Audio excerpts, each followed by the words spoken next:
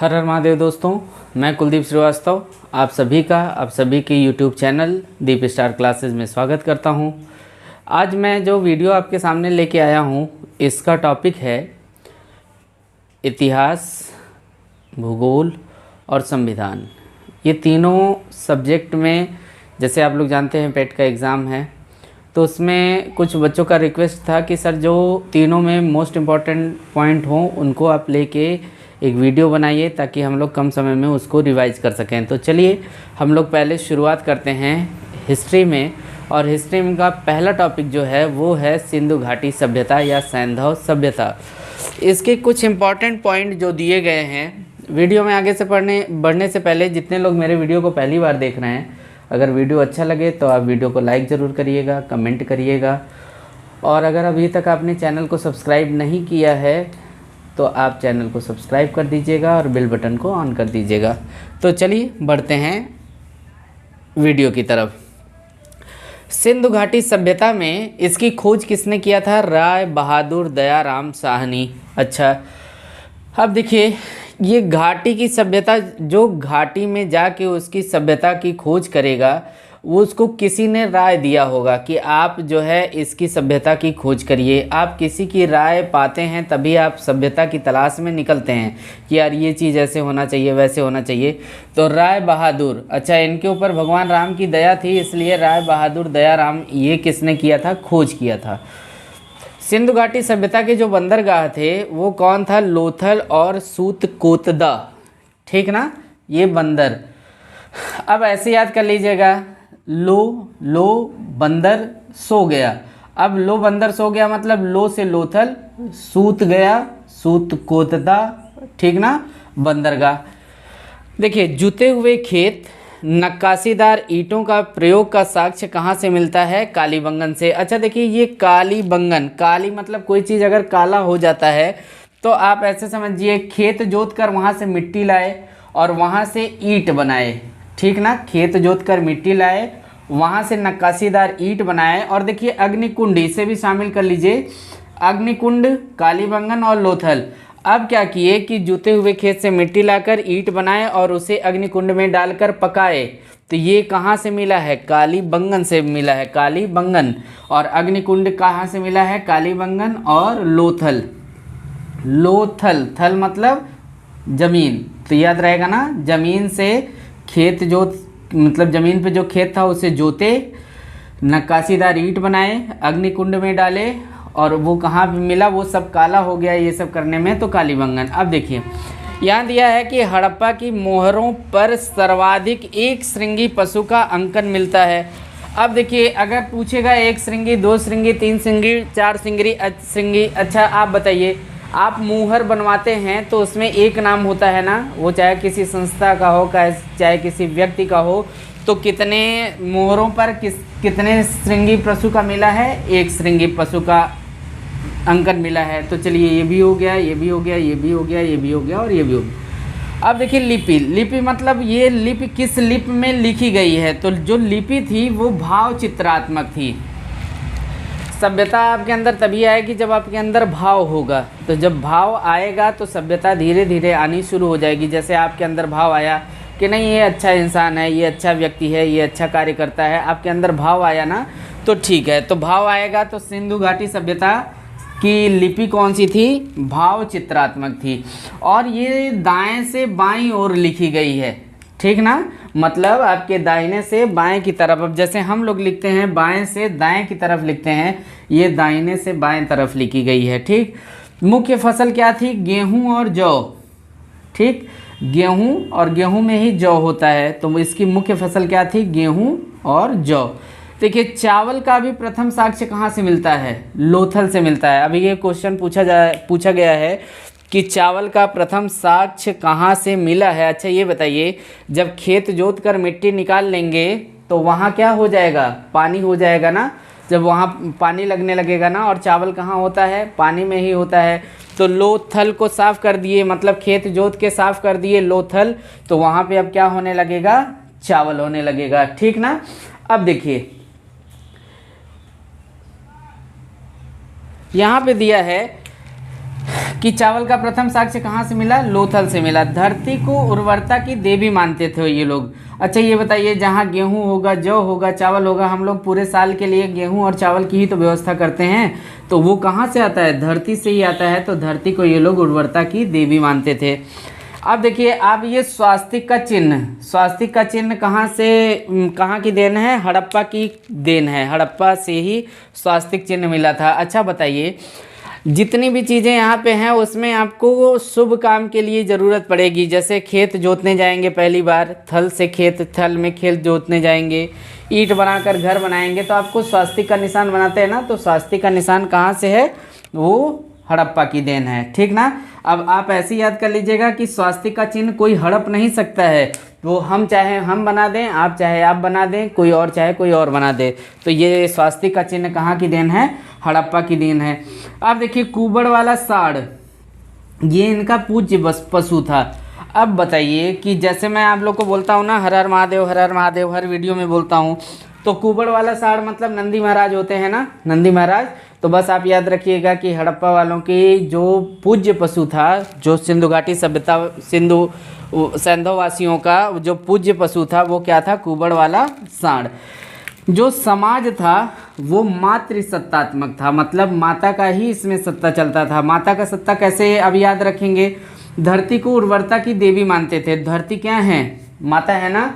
तो धरती माता है, इसलिए मातृसत्तात्मक था कि धरती हमें जौ भी देती है, हमें गेहूं भी देती है, हमें चावल भी देती है। तो इसलिए उन्होंने इसको क्या माना? मातृसत्तात्मक माना। अब देखिए, आग में पकी मिट्टी को टेराकोटा बोलते हैं। अब जैसे जैसे मिट्टी है ना, या कोई भी है, लोग बोलते हैं अब टेराकोटा पूरा हो गया है, अब बताते हैं तुमको। तो जो आग में डालकर भुनेंगे ना, उससे क्या बोलेंगे? टेराकोटा, मतलब टेराकोटा पूरा हो गया। ठीक ना।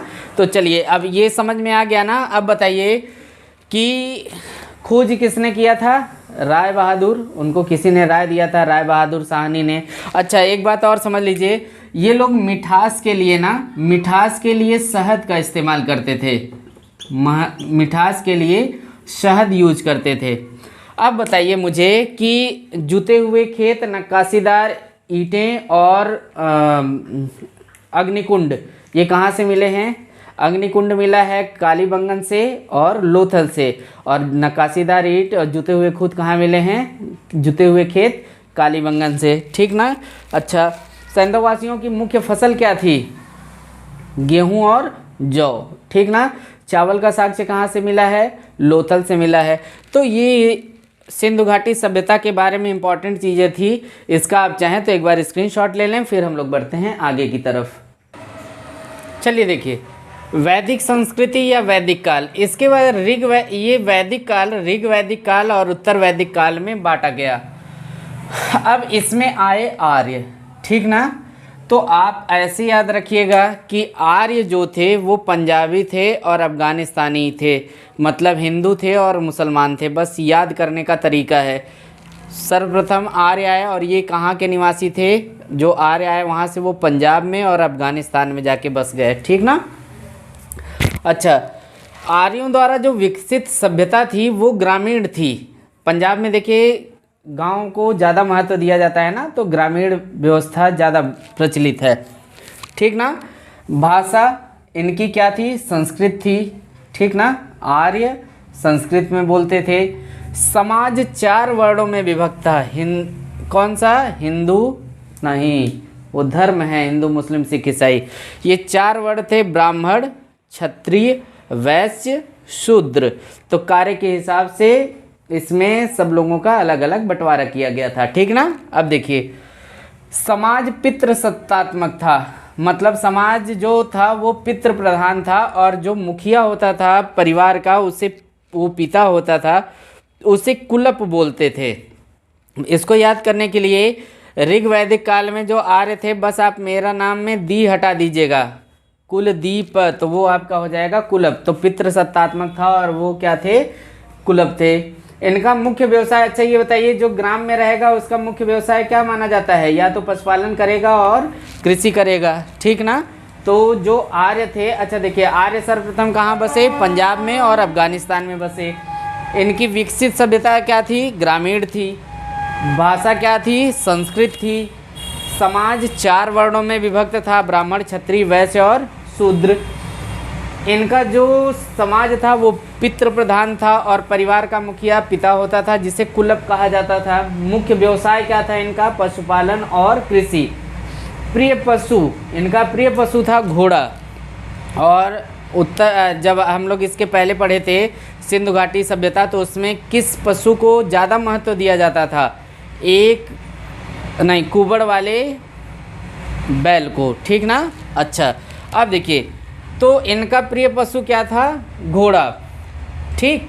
अब जैसे पिता का हो गया ना, जैसे लोग बोलते हैं ना कि अगर पिता का साया रहे तो लड़का घोड़े की तरह भागता है। तो जब पितृ प्रधान हुआ तो लड़का जो है, पशु जो लड़का था वो घोड़े की तरह भागना शुरू किया। अच्छा, इनके प्रिय देवता कौन थे? इंद्र थे। अब बताइए, वहाँ वो लोग धरती को उर्वरा की देवी मानते थे और यहाँ प्रिय देवता इंद्र हो गए। अब इंद्र भगवान कहाँ रहते हैं? ऊपर आसमान में रहते हैं ना। तो बताइए, अब सिंपल सा को रिलेट करिए। पिता प्रधान होगा, अगर पिता होगा तो लड़के घोड़े की तरह आसमान में उड़ना शुरू कर देगा। तो प्रिय पशु घोड़ा हो गया, प्रिय देवता इंद्र हो गए। खोजी गई धातु क्या थी? लोहा। अब लोग बोलते हैं ना कि अब जैसे अगर पिता हैं, घोड़े पे सवार हैं, हवा में उड़ रहे हैं, तो लोग बोलते हैं कि भैया इनसे लोहा लेने लायक नहीं है, मतलब इनसे टक्कर लेने लायक नहीं है। तो इनका जो इनके द्वारा खोजी गई धातु क्या थी? वो क्या था? लोहा था। अब देखिए, इसमें है ऋग्वेद। ऋग्वेद में गंगा जी का 1 बार वर्णन है, यमुना जी का 3 बार वर्णन हुआ है और सिंधु नदी का सर्वाधिक वर्णन हुआ है। सिंधु नदी पहले से चली आई, मतलब याद कर लीजिएगा, सिंधु घाटी सभ्यता से सिंधु नदी, इसलिए ये सर्वाधिक वर्णन है। और सबसे पवित्र नदी सरस्वती मानी जाती हैं। सरस्वती को हम लोग विद्या की देवी मानते हैं। और चूंकि इनकी भाषा क्या थी? संस्कृत, तो स से संस्कृत, स से सरस्वती, तो संस्कृत जिसकी भाषा होगी वो सरस्वती जी को जरूर पूजेगा, ठीक ना। अब देखिए, इसमें था सांख्य दर्शन। देखिए, सांख्य दर्शन सबसे प्राचीन दर्शन है। इसमें मूल तत्व 25 हैं और प्रकृति इसका पहला तत्व है। ये क्वेश्चन पूछा जाता है कि सबसे प्राचीन दर्शन कौन सा है? तो सांख्य दर्शन। अब इसको कैसे याद रखेंगे आप बताइए? मैं मैथ का टीचर हूँ ना, मैं संख्याओं से रिलेटेड चीज़ें बताता हूँ ना। तो अगर मेरा सबसे पहला वीडियो देखेंगे, सबसे पुराना वीडियो देखेंगे, तो उसमें संख्याएं मिलेंगी ना। तो आप ऐसे याद रखिएगा कि सबसे प्राचीन दर्शन कौन सा है? संख्या का दर्शन मतलब सांख्य दर्शन है। मतलब कुलदीप सर के वीडियो में सबसे पहले जाएंगे ना तो आपको संख्याएं ही मिलेंगी। तो सांख्य दर्शन सबसे प्राचीन दर्शन है। अब देखिए, सत्यमेव जयते मुंडकोपनिषद से लिया गया है। ये बहुत पूछा जाता है, सत्यमेव जयते कहाँ, किस उपनिषद से लिया गया है? तो आप याद रखिएगा, मुंडकोपनिषद से। मुंडकोपनिषद ये एक में रहेगा, मुंडकोप उपनिषद है, उससे लिया गया है, ठीक ना। अच्छा, आगे बढ़ते हैं। गायत्री मंत्र कहाँ से लिया गया है? ऋग्वेद से लिया गया है। महाभारत का पुराना नाम जय संहिता है। ये भी क्वेश्चन बहुत पूछा गया है। महाभारत का पुराना नाम क्या है? जय संहिता है। और ये विश्व का सबसे बड़ा महाकाव्य है। इसमें 2 महाकाव्य थे, महाभारत और रामायण, जिसमें महाभारत का पुराना नाम क्या था? जय संहिता था। और सबसे बड़ा महाकाव्य भी यही है, ठीक ना। अब देखिए, गोत्र नामक संस्था का जन्म उत्तर वैदिक काल में हुआ। ऋग वैदिक काल में ढेर सारी चीज़ें थी, उत्तर वैदिक काल में बहुत थोड़ा सा चीज़ याद रखिएगा। गोत्र, जैसे अब कैसे अब याद रखेंगे? जैसे पंडित जी पूजा कराते समय बोलते हैं ना कि अपने गोत्र का नाम ले लीजिए या अपने गोत्र का नाम बताइए, तो आप उत्तर देते हैं ना, तो गोत्र की बात आएगा तो उत्तर वैदिक काल हो जाएगा। तो ये आपका था वैदिक संस्कृति। इस वैदिक संस्कृति के ये सारे इंपॉर्टेंट पॉइंट थे जिनको मैंने लिखा। आप चाहें तो इसका एक स्क्रीनशॉट ले सकते हैं।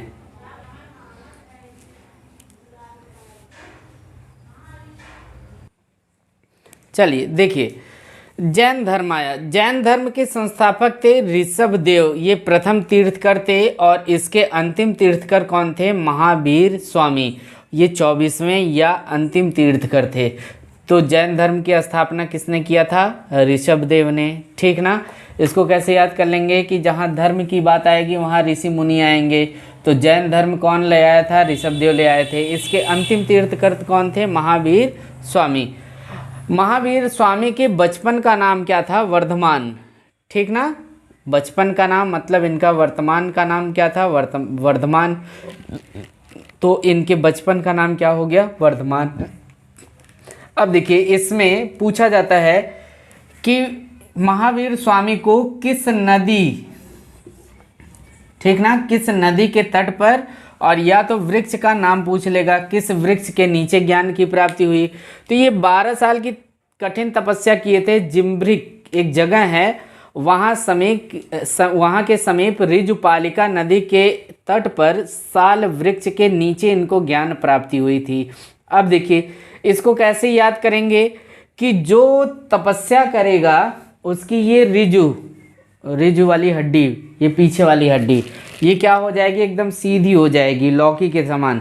तो ऋजुपालिका मतलब एकदम पालक के समान ऐसे हो गई थी। तो ऋजुपालिका, तो इनको कहाँ मिला था? ऋजुपालिका नदी के तट पर ये साल ओढ़ के तपस्या कर रहे थे। ठीक ना, तो बस याद करने का एक तरीका। तो महावीर स्वामी को ऋजुपालिका नदी के किनारे साल वृक्ष के नीचे ज्ञान की प्राप्ति हुई थी। ये उपदेश जो दिए थे वो प्राकृत भाषा में दिए थे या इसे ही अर्धमागधी बोलते हैं। ये बहुत ज़्यादा पूछा जाता है कि महावीर स्वामी ने अपने उपदेश किस भाषा में दिए, तो अर्धमागधी। ठीक ना, ठीक, आगे बढ़ते हैं। इनके जो अनुयायी थे उन्हें निग्रंथ कहा जाता है। अच्छा ये बताइए, जो आधा पढ़ेगा उसके पास पूरे ग्रंथ की जानकारी नहीं होगी ना, तो इसीलिए उन्हें निग्रंथ कहा गया, मतलब सग्रंथ नहीं कि इनको पूरी जानकारी है। अर्धमागधी थी इसलिए इन्हें निग्रंथ कहा गया, कहा नहीं इसलिए नहीं कहा गया। ये याद करने का एक तरीका। इनके जो पहले अनुयायी थे, जैन धर्म के पहले अनुयायी थे, वो थे इनके दामाद जामिल। अब इसको कैसे याद रखेंगे कि जैन धर्म में पहले कौन शामिल हुआ, तो कौन शामिल? उनके दामाद जामिल। तो जैन धर्म में सबसे पहले कौन शामिल हुआ? जामिल। प्रथम जैन भिक्षुणी चंपा।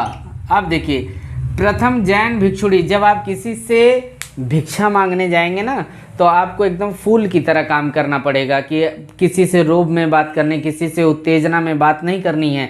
तो जो प्रथम जैन भिक्षुणी थी जो भिक्षा मांगने गई थी वो चंपा। चंपा मतलब एक सिंपल सा, मतलब बहुत नॉर्मल टाइप का, एक बहुत नाजुक टाइप की फूल, तो चंपा ऐसे याद रखिएगा। जैन धर्म संप्रदाय जो दो संप्रदायों में बटा था जैन धर्म। श्वेतांबर जो सफ़ेद वस्त्र पहनते थे, दिगंबर जो बिना कपड़े के रहते थे। ठीक ना, इसमें 3 रत्नों का उल्लेख है, सम्यक दर्शन, सम्यक ज्ञान, सम्यक आचरण। तो अब ऐसे याद रखिएगा कि जैन धर्म सिखाता है समय से आके दर्शन करिए, समय से ज्ञान प्राप्त करिए और समय से आचरण। अगर आप किसी भी, जैसे आप पढ़ाई का रोज़ समय से दर्शन करते हैं तो आपको समय से ज्ञान प्राप्त हो जाएगा और आपका आचरण भी समय से हो जाएगा। तो दर्शन, ज्ञान और आचरण। ठीक ना, इसमें ईश्वर की मान्यता नहीं है। ये देखिए ये लोग ईश्वर को नहीं मानते, जैन धर्म वाले ये ईश्वर को नहीं मानते, क्योंकि ये श्वेत वस्त्र धारण करने वाले होते हैं और बिना कपड़े के होते हैं। तो आप ऐसे समझिए कि इन लोगों को ये लगता है ना कि यार भगवान नाम की कोई चीज़ नहीं है, तो काहे लिए हम ये सब करें। तो बस ऐसे याद रखिएगा कि जब दर्शन हो गया, ज्ञान प्राप्त हो गया, आचरण आ गया, ये लोग ईश्वर को मानना बंद कर दिए। इसमें आत्मा की मान्यता है। अच्छा ये बताइए, जब आप आत्मा को मानेंगे तो पुनर्जन्म को आपको मानना पड़ेगा कि हाँ आत्मा है तो पुनर्जन्म होता है। जिनका पुनर्जन्म नहीं हुआ वो आत्मा भटकती रहती है। तो इसलिए ये लोग पुनर्जन्म, और जहाँ ईश्वर नहीं होगा वहाँ लोग कर्म को प्रधान मानेंगे। ठीक ना, तो पुनर्जन्म और कर्मवाद में विश्वास रखते थे। तो ये पूछा जाता है कि जैन धर्म में किस ईश्वर की मान्यता है, तो वहाँ पे रहेगा किसी ईश्वर की मान्यता नहीं है। जैन धर्म आत्मा में विश्वास करता है, जैन धर्म आत्मा में विश्वास करता है, कर्मवाद में विश्वास करता है और पुनर्जन्म में विश्वास करता है। आध्यात्मिक विचारों का सांख्य दर्शन, आध्यात्मिक विचारों को कहाँ से लिया गया है? सांख्य दर्शन से लिया गया है। सबसे पुराना दर्शन कौन सा है? सांख्य दर्शन है। तो जो इसमें आध्यात्मिक विचार लिए गए हैं वो कहाँ से लिए गए हैं? सांख्य दर्शन से लिए गए हैं। ठीक ना, अब देखिए अब आया गोमतेश्वर। गोमतेश्वर की मूर्ति का निर्माण, ये भी क्वेश्चन पूछा जाता है। गोमतेश्वर मूर्ति का निर्माण 10वीं शताब्दी में हुआ था, ठीक ना। ये बहुत बड़े बाहुबली का मूर्ति है, मतलब बहुत बड़ा बाहुबली माना जाता था उनको, उनकी मूर्ति है। तो अभी देखिए लड़का अगर 10वीं पास कर लेता है ना तो अपने आप को बाहुबली समझने लगता है। तो बाहुबली गोमतेश्वर की मूर्ति का निर्माण कब हुआ था? 10वीं शताब्दी में हुआ था। और किसने करवाया था? गंगवंश का एक सेनापति था, उसी के निर्देश पे, उसी के देख रेख में ऐसा हुआ था, तो गंगवंश द्वारा करवाया गया था। अब देखिए खजुराहों का जैन मंदिर, इसका निर्माण किसने करवाया था? चंदेल राजाओं ने करवाया था। मतलब अब आप ऐसे समझ लीजिए कि चंद राजा मतलब कुछ राजा ऐसे थे जो खजुराहों के निर्माण में, अब जैसे जो पहले के राजा होते थे ना, देखिए याद करने का तरीका है, मेरी बात का बुरा मत मानिएगा। जो पहले के राजा थे वो बहुत ज़्यादा शक्तिशाली होते थे, लड़ते थे, जीतते थे, हारते थे, फिर लड़ते थे, फिर जीतते थे, चलता रहता ना। कुछ ही राजा ऐसे थे जब उनके ऊपर आक्रमण होता था ना तो ऐसे खुजलाने लगते थे। तो खजुआओं को याद रखिएगा कि चंद राजा खुजलाते थे, खजुआओं, तो इसलिए खजुराहो का निर्माण किसने करवाया था? चंदेल राजाओं ने करवाया था, कुछ राजाओं, चंद राजाओं ने। अब देखिए कल्पसूत्र का रचना किसने किया है? भद्रबाहु ने किया है। कल्पसूत्र भद्रबाहु। बस ये आपका जैन धर्म है। तो अब चलते हैं, बढ़ते हैं हम लोग बौद्ध धर्म की तरफ। चलिए देखिए अब आया बौद्ध धर्म। बौद्ध धर्म के संस्थापक कौन थे? गौतम बुद्ध। इन्हें एशिया का ज्योतिपुंज कहा जाता है। इनका जन्म स्थान कहाँ है? लुम्बिनी में है, ठीक ना। अच्छा, इनके बचपन का नाम क्या था? सिद्धार्थ। अच्छा, जैन धर्म में महावीर स्वामी के बचपन का नाम क्या था? वर्धमान, अभी बताया था मैंने। जो गौतम बुद्ध थे इनके गृह त्याग को क्या कहा जाता है? महाभिनिष्क्रमण। मतलब आप ये समझिए जो घर छोड़ के जाएगा ना वो बहुत जाके भ्रमण करेगा ना, तो बस उससे याद करिएगा महाभ्रमण, तो महाभिनिष्क्रमण, ठीक। इनके प्रथम गुरु आलार कलाम थे। अच्छा ये देखिए जो बौद्ध धर्म के प्रथम गुरु थे ना, बौद्ध धर्म के प्रथम गुरु नहीं, जो गौतम बुद्ध के प्रथम गुरु थे वो आला कमान थे। जो वो कहते थे वही गौतम बुद्ध करते थे, तो इसलिए आला कमान से आलार कलाम याद रखिएगा। इनको ज्ञान की प्राप्ति कहाँ हुई थी? निरंजना नदी के किनारे पीपल के वृक्ष के नीचे। और उनको किस वृक्ष के नीचे प्राप्त हुआ था? महावीर स्वामी को साल वृक्ष के नीचे, ठीक ना। अच्छा, ये जो उपदेश दिए हैं ये पाली भाषा में दिए हैं, मतलब लोकल लैंग्वेज थी वहाँ की, पाली भाषा, उसमें दिए हैं। और इन्होंने सर्वाधिक उपदेश कहाँ दिया है? कोसल देश की राजधानी श्रावस्ती में। तो ये दोनों क्वेश्चन पूछा जाता है कि बौद्ध धर्म में जो गौतम बुद्ध ने अपना उपदेश किस भाषा में दिया है? तो पाली भाषा में। मतलब ये ऐसे समझिए कि ये वो क्या करते थे? अर्धमागधी में देते थे, ठीक ना, अर्धमागधी में दिए हैं। तो ये क्या किए? पाली, मतलब ऐसी भाषा में दिया कि सब कोई पाले, तो इसलिए पाली भाषा में दिए। और सर्वाधिक उपदेश कहाँ दिए थे? श्रावस्ती में, मतलब बस्ती में जा के ये देते नहीं थे, ये याद करने का एक तरीका। तो श्रावस्ती हो गया।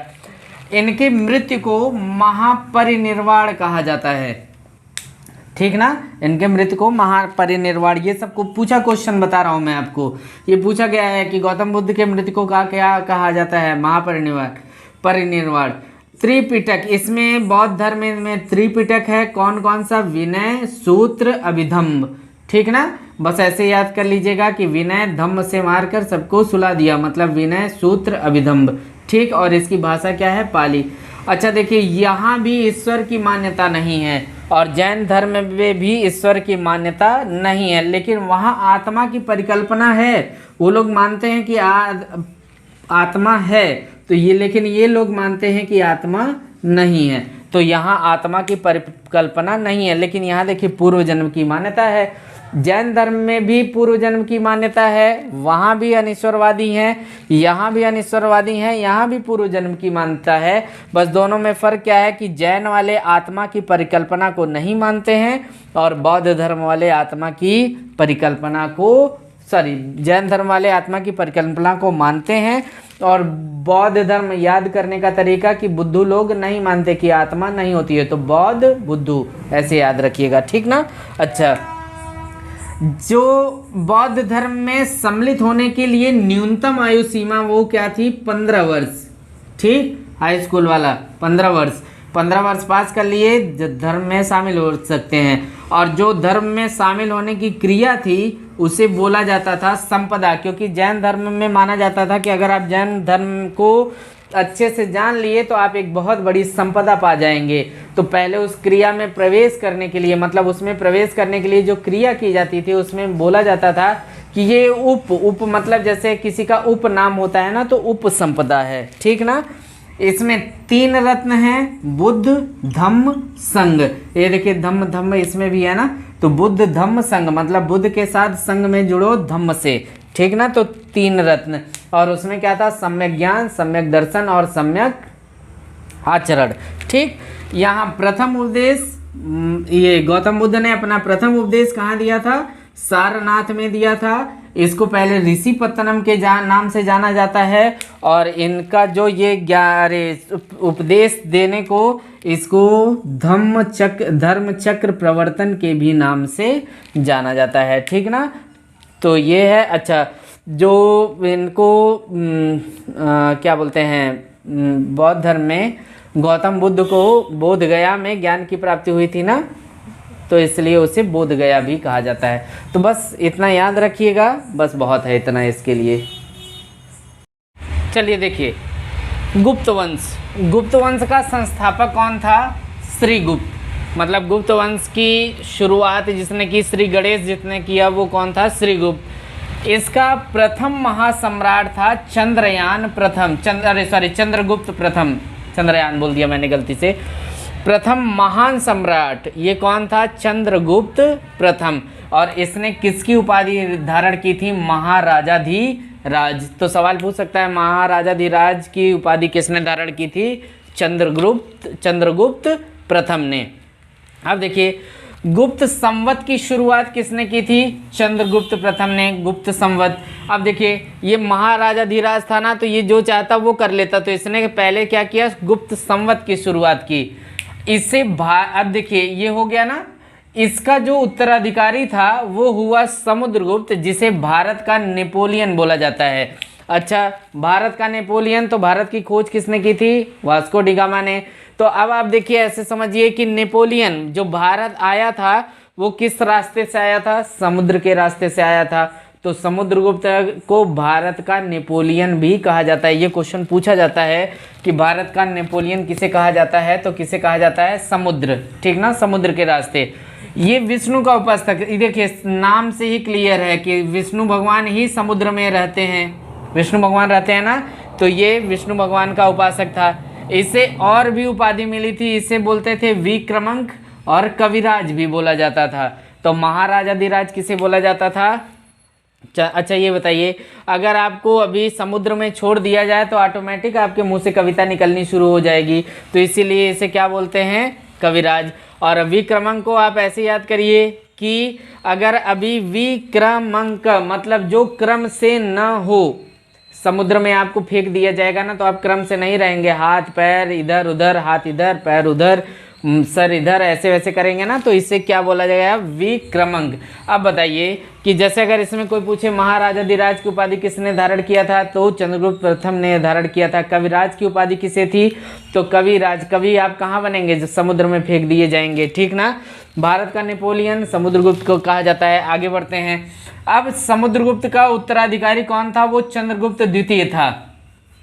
इसने पहले वाले के नाम पर अपने बेटे का नाम चंद्रगुप्त द्वितीय रखा। अब देखिए, इसी के समय में चीनी यात्री फायान भारत आया था। इसको याद रखिएगा, बहुत पूछा जाता है कि चीनी यात्री फायान भारत किसके समय में आया था, तो ऑप्शन दे देगा चंद्रगुप्त प्रथम, समुद्रगुप्त, चंद्रगुप्त द्वितीय, विष्णुगुप्त, ऐसे करके दे देगा, ठीक ना। अब देखिए इसको कैसे याद करेंगे कि जब ये समुद्र से निकला ना, समुद्र से इनका बेटा निकला, वो फयाने लगा, मतलब जैसे बोलते हैं ना कि फयाते हैं लोग, कुछ भी बोलते रहते हैं ऐसे वैसे इधर उधर। तो जो मतलब एक बार बोला तो ठीक है, जब दोबारा कोई, अभी जैसे सपने में आप सो रहे हैं ना, कुछ पहली बार बोले तो नहीं, लेकिन अगर 2 बार बोलेंगे तो लोग बोलते हैं ना कि अरे ये सपने में भी बोलते हैं। तो फयान, उसको याद कर लीजिएगा। फयान एक उर्दू शब्द है, फयाना मतलब किसी चीज़ को अब मतलब न जानकारी में बोलना, फयाना बोलते हैं। तो फायान कब आया था, चंद्रगुप्त द्वितीय के शासनकाल में आया था। अब देखिए शंकों पर विषय के उपलक्ष्य में इसने चांदी के सिक्के चलवाए थे। किसने? चंद्रगुप्त द्वितीय ने। नालंदा विश्वविद्यालय की स्थापना किसने किया था? कुमारगुप्त। अब देखिए इसको कैसे याद रखेंगे कि नालंदा विश्वविद्यालय, विश्वविद्यालय में जो जाता है ना वो कम उम्र का होता है, कुमार टाइप का होता है, तो वो कौन था? कुमार। इसी का बता रहा हूँ मैं, इसी से लॉजिक है। तो देखिए चंद्रगुप्त प्रथम, फिर कौन आया? समुद्रगुप्त, फिर उसका लड़का कौन आया? चंद्रगुप्त द्वितीय, ठीक ना। अब जो चंद्रगुप्त प्रथम था वो महाराजा धीराज की उपाधि धारण किया था, ठीक ना। अच्छा, इसने गुप्त संवत की शुरुआत की थी। समुद्रगुप्त कविराज की उपाधि धारण किया था और विक्रमांक की उपाधि धारण किया था, ये विष्णु का उपासक था। और समुद्रगुप्त को भारत का नेपोलियन भी बोला जाता है। इसका उत्तराधिकारी चंद्रगुप्त द्वितीय है। इसी के समय में चीनी यात्री फाहियान भारत आया था। अब देखिए नालंदा विश्वविद्यालय की स्थापना किसने किया था?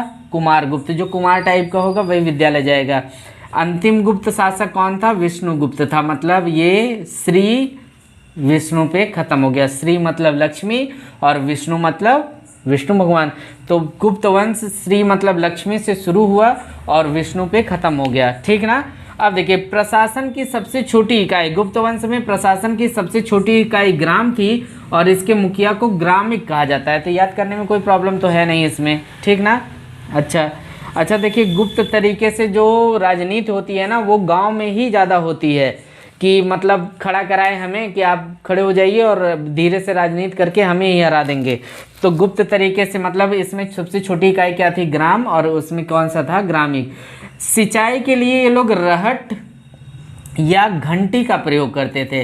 अच्छा देखिए गांव में रहट चलती है। रहट का मतलब ऐसे दो लोग पकड़ के ऐसे ऐसे पानी फेंकते हैं ना किसी चीज़ से, या ऐसे ऐसे चलाते हैं तो ऐसे ऐसे चलाते हैं तो पानी ऐसे ऐसे निकल के जाता है।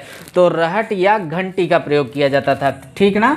अब देखिए सर्वाधिक स्वर्ण मुद्राएं गुप्त राजाओं ने ही जारी किया था। सर्वाधिक स्वर्ण मुद्राएं, यहाँ देखिए ये जब शंकों पर विजय प्राप्त किया ना तो इसने चांदी के सिक्के चलाए। इसका मतलब कि पहले क्या चल रहा था? सोने के ही सिक्के चल रहा था ना, ये चांदी का स्पेशल सिक्का चलवाया था।